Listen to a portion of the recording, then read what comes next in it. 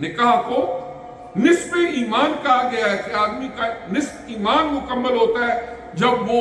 نکاح کر لیتا ہے۔ اور پھر حضور نبی کریم علیہ الصلوۃ والسلام نے فرمایا کہ اذا فاتک الحیاء فافعل ما شئت، کہ جب آدمی اس کے اندر سے حیا فوت ہو جاتا ہے، پھر اس کے بعد فرمایا جو وہ بندہ دل کرتا ہے کرتا پھرے، اب کوئی رکاوٹ باقی نہیں رہتی۔ شرم، حیا، عفت و عصمت یہ ایک ایسا بیریئر ہے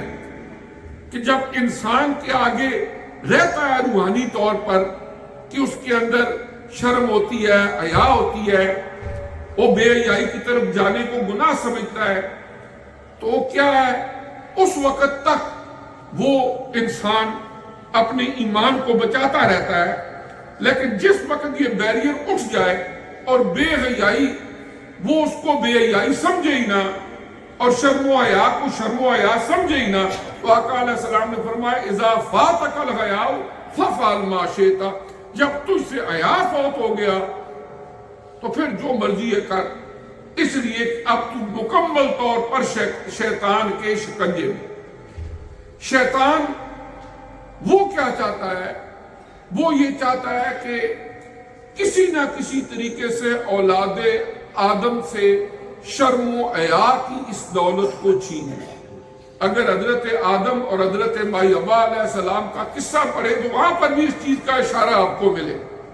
کہ اس کی کوشش یہ ہوتی ہے کہ اولاد آدم سے شرم و حیا کو چھین دیا جائے، لیکن اللہ تبارک و تعالی وہ یہ چاہتے ہیں کہ مسلمان معاشرے کے اندر کوئی عورت ہے یا کوئی مرد ہے، ان کے اندر شرم و حیا برقرار رہے، اور اس کے بعد اسلامک سوسائٹی کے اندر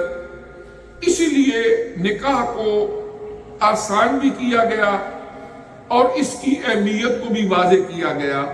اور یہ سب سے بڑا ذریعہ ہے شرم و حیا کو برقرار رکھنے اور اپنے جو اللہ تعالیٰ نے فطری جذبات عطا فرمائے گئے ان کی تسکین کا۔ حضور علیہ السلام نے فرمایا النکاح من سنتی ومن رغب عن سنتی فلیس منی، کہ نکاح کرنا میری سنت ہے اور جو اس سے دور رکھتا ہے اس کا میرے ساتھ کوئی تعلق نہیں۔ ہم جن ماحول معاشروں کے اندر اپنی زندگی گزار رہے ہیں، یہاں پر رولز ریگولیشنز کی بہت زیادہ پابندی ہے۔ آپ دیکھیں تھوڑا سا آپ اوور سپیڈنگ کر دیں کوئی اور اس طریقے سے تو فوری طور پر مواخذہ ہوتا ہے، اس کو دیکھتے ہیں کہ ہر چیز جو ہے وہ ریگولیشنز کے مطابق ہونی چاہیے اور کرنا بھی چاہیے، لیکن جب معاملات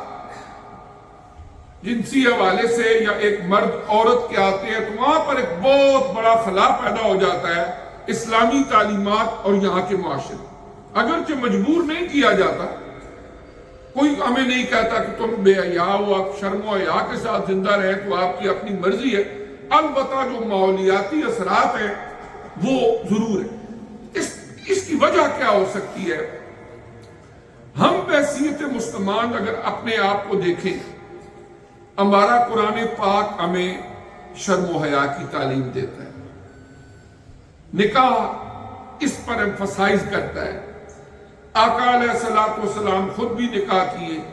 یہ بھی ارشاد فرمایا کہ نکاح میری سنت ہے، جو اس سے اعراض کرے گا اس سے میرے کوئی تعلق نہیں۔ اس کے بعد مسلمان معاشرے کے اندر رہتے ہوئے والدین کو بھی اور جو دیگر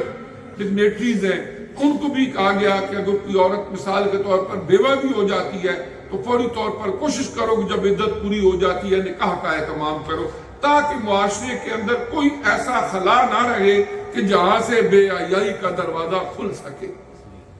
اب اس کا یہ ہے کہ یہ حضور نبی کریم علیہ السلام کی ہمارے لیے تعلیمات ہیں، لیکن دوسری طرف ہمارے یہاں پر جتنے ممالک ہیں، اگر آپ دیکھیں زیادہ تر کرسچن حکومتیں، اور ہمارے لیے رول ماڈل ہمارے پیارے نبی صلی اللہ علیہ وسلم، آپ کی ازواج مطہرات عورتوں کے لیے رول ماڈل ہے، اور قرآن پاک کے اندر جب حکم بھی دیا گیا پردے کا، شرم و حیا کا، تو 3 کیٹیگریز بیان کی گئی۔ فرمایا گیا یہ حکم نمبر 1 مومن عورتوں کو ہے۔ اس کے لیے کیا ہے؟ سب سے پہلے حضور علیہ الصلوۃ والسلام کی بیویاں، ازواج مطہرات، امہات المومنین، انہیں پردے کا حکم دیا گیا۔ نمبر 2 حضور علیہ السلام کی بیٹیوں کو حکم دیا گیا۔ نمبر 3 جو عام معاشرے کے اندر مومن عورتیں، انہیں حکم دیا گیا۔ جو حضور علیہ السلام کی ازواج مطہرات، وہ تو پردہ فرما گئی، آپ کی بیٹیاں بھی پردہ فرما گئی۔ اب تیسری کیٹیگری ہے ایمان والی عورتیں، انہیں یہ حکم دیا گیا۔ جو کوئی اپنے آپ کو اس کیٹیگری میں شامل کرتا ہے اس کے لیے تو حکم ہے، اور جو اپنے آپ کو اس کیٹیگری سے نکال ہی دے تو پھر اس کے لیے حکم بھی نہیں۔ یعنی یہ نہیں فرمایا گیا کہ ہر عورت کو، دیکھ رہے قرآن پاک کی جو تعلیمات ہے، کہیں پوری بنی نوع انسان کو اللہ تعالیٰ نے حکم دیا یا ایھا الناس، اے لوگو اللہ کی عبادت کرو۔ کہیں پر صرف اہل کتاب کو، کہیں پر مخاطب کیا گیا قل یا ایھا الکافرون، کہیں پر صرف اہل ایمان کو مخاطب کیا گیا۔